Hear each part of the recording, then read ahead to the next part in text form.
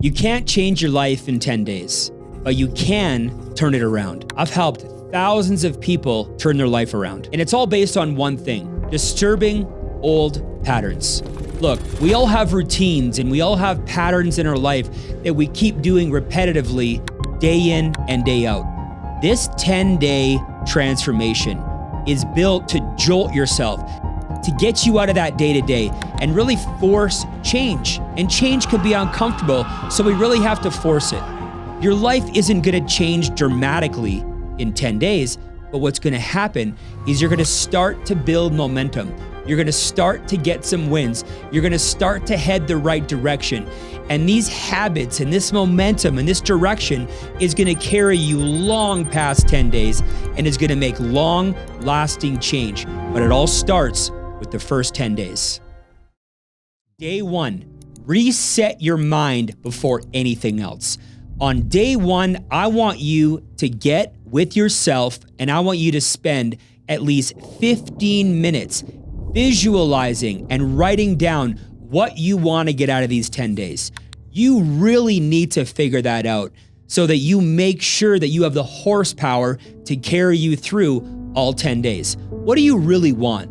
How do you want to feel? Visualization, you guys, has been proven. It's been proven to move you more towards what you want. It activates something called the reticular activating system. It moves you more towards what you're focusing on, and it moves you away from the things that you don't want. So really take that time up front. Really spend that time with yourself, whether it's 15 minutes or 20 minutes or 30 minutes. The more time that you spend visualizing how you want to feel after these 10 days, the more likely you are to do it. Day two, write small goals. I want you to grab a sheet of paper in your notebook and I want you to write down 3 goals, 3 small goals that are measurable, that are attainable, and that are right on the edge of your belief system. They should just push you to the edge of your comfort zone. Not too big where you don't believe it, but big enough where you look at them and go, wow, that would be amazing if I were to accomplish those 3 things over the next 10 days. And you have to write them down. It's been scientifically proven over years that people that write down their goals have a 42% more likelihood to actually accomplish their goals. So if you're not willing to take the time to first identify what these goals are, and second, write them down, there is nearly no chance that you are gonna take this challenge seriously. So you really have to identify, not on day one, but on day 2, what are those 3 small goals that you want to accomplish? You write them down, and you know what? Have the confidence to know that already there's a 42% more likelihood that you're gonna accomplish them just because you wrote them down. Day 3, cut out toxic relationships. This is a big one. You need to cut out all the things in your life that are toxic and that aren't serving you. This could be people, this could be things, but you know what? It could also be thought patterns. It's so important that if you're gonna make room for new energy and new beginnings and new goals into your life, you have to cut things out. And there's certain things in your life that are slowly killing you. There's certain people in your life that by being around them, they are sucking the life out of you. There's certain thoughts that cross your mind that you really have to identify as toxic. And on day 3, I need you to not only identify them, but make a commitment to get rid of them. It's super important. If you want to move forward, you're going to have to get rid of those. Day 4, audit your time ruthlessly. If we're going to accomplish the next 10 days in the way we want to accomplish them, we have to be honest with ourselves. A high level of self-awareness around our time. I want you to look in your calendar and ask yourself, do you even have time scheduled? Do you even have a chance at accomplishing these 3 goals? Is there time blocked off? Have you blocked off a 20-minute time, a 30-minute time, a 40-minute time, either every day or every other day to accomplish these tasks? It's really important. You show me your calendar and I'll show you if you're on the rise or you're about to fall. And I use the word ruthlessly because you have to be ruthless. You got to be willing to eliminate all the distractions that don't serve you so that you can create time. Because what you're going to tell yourself is you're going to say this: I don't have time to accomplish these goals. I'm so busy. It sounded great 3 days ago, but now so-and-so's in the hospital and this is happening at work, and I'm behind on my fitness. How can I take this on? I got so many things that are happening in my life. Listen, we all have things going on. But what the champions do is they audit their time ruthlessly. You need to go in there and have a real conversation with yourself. What have you been doing that doesn't serve you? And where is it in your schedule for you to spend time to help you accomplish your goals? And if it's not there, which it's probably not, block time. Block 15-minute time increments, 20-minute time, 30-minute time increments. Make sure that you schedule winning. You schedule priorities. You put things in your calendar. Everything goes in your calendar, and you do everything in your calendar. And this is going to make sure that it just doesn't carry you through these 10 days. It's going to carry you through the month and the year. And ultimately, like me, it really carries me through my life. Day 5. This is one of my favorites. You have to reward positive behavior. You know what? We're all human beings and we want to be rewarded. So one of the things that I started doing many years ago is I set up little rewards. So we're on a 10-day challenge. We have 3 specific goals that we're chasing.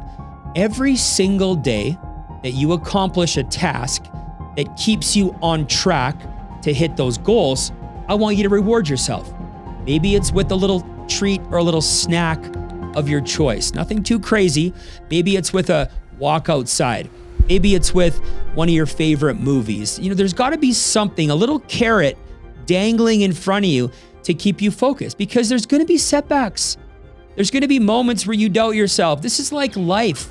There's going to be times where you're not sure if you're going to continue. But on the other side of it, there's going to be moments where you do hit your daily task. And by reinforcing good behavior with a little reward system, it just, it just treats yourself. And small wins always lead to big wins.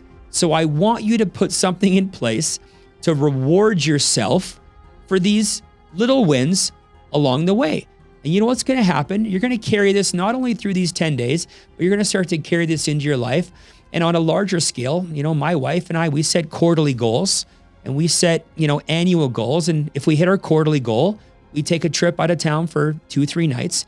If we hit an annual goal, we take the 3 kids and we go out of town, but we always have reward-based goals, right? Contingency goals. If we do this, we will get that. If we do this, we will get that. I won't buy a new vehicle until we hit blank. And then when we hit that goal, we get that new vehicle, it feels so good. So on a smaller scale, on a 10-day period, right? If you need to do something to hit your goals, when you do it that day, treat yourself. Trust me, reinforcing that behavior is a great, great thing to get accustomed to. Day 6, zap negative thoughts. I want you to take the next 24 hours on day 6, and I really want you to think about all the negative thoughts that come into your mind. Every time you have a negative thought, I want you to write it down. I also want you to write, what did you just eat before you had that negative thought? Who did you expose yourself to? What were you doing while you had that negative thought? Because there's a reason that negative thought popped in. Now, once you've identified that negative thought, here's what I want you to do. I want you to change that negative thought for not a positive thought, right? Not just a positive thought, but I want you to trade it for a moment of gratitude. Gratitude. Do you know that it's impossible to feel anxious and it's impossible to feel fear when you're in a state of gratitude? So every time a negative thought comes into my head, what I do is I identify it, right? Why did that happen? But most importantly, I identify it. Oh man, I'm thinking negatively right now. I've been triggered. I'm thinking negatively. I'm about to go down a bad spiral. And you know what happens? I change my thought pattern. I think about something that I'm grateful for. All the blessings in my life. Man, I'm so grateful for this. I'm so proud of that. This is amazing. You know what happens when I'm in a state of gratitude? Those negative thoughts go away. So have some things that you're grateful for. Make a list as a reminder and go to that list and have a go-to, right? When those negative thoughts. But first, you need to be able to identify those negative thoughts. And once you identify them, trade them for a moment of gratitude. This will change your life. On day 7, and maybe even for the remainder of this challenge, I want you to write down everything that you're eating, everything that you put in your mouth. And then I want you to ask yourself, are you putting food in your mouth that tastes good because you want to feel good, like sugar treats, they make you feel good kind of right away? Or are you putting stuff in your mouth that fuels you? Every time you eat something, I want you to write down how it makes you feel, maybe an hour or 2 later, because that ice cream feels good right now, but an hour or 2 later, you're gonna write something down like, it's draining my energy. It's making me tired. It's weighing me down. I want you to make a list of all the food and all the liquids that you put in your body that weigh you down and that take energy away from you. And then I want you to identify all the foods that give you energy, right? And that don't weigh you down. And here's a crazy thought. Get rid of all the things that weigh you down. You can't keep putting that stuff in your body. You should be eating for fuel, not for taste. I stopped eating for taste many years ago, and I started eating for fuel. What do I need to put into my body? Not what's gonna taste good. What do I need to put into my body? And every once in a while, I'm tasting stuff that tastes, tasty treats. But in general, eat for fuel. You need to identify it. If you don't write it down, maybe use an app. There's lots of different apps online. You can track your food. If you want to keep it simple, write it down in a journal. But again, you can see that these 10 days is a journey of self-discovery. So day 7 is self-discovery, all about the food and everything you put in your body. Your body is a temple, and everything you put in your body affects how you think, how you act, your emotions, your belief system. So if you really want to control the outside, it starts with putting the right fuel on the inside. Day 8, move your body outdoors. Look, in general, I want to challenge you to be outside at least 3 times a day. Do some kind of physical activity. Now, if you're doing physical activity indoors, that's better than nothing. But when you get outside and you get your body moving, maybe it's for a walk. I'm not a big runner, but if you get outside for a walk, get outside, clear your thoughts, breathe in that fresh air. It changes your physiology, right? Get outside. It clears your mind. And you know what? Don't take phone calls. Don't do your walk with being on social media. Leave that stuff behind. If you want to put on a meditation or you want to put on a favorite song, I have a playlist that gets me into a great state. But get outside, move your body, enjoy the fresh air, focus on gratitude. If you do that at least 3 days a week, it's going to change the way you feel about yourself. And ultimately, we need to be changing the way we feel about ourselves.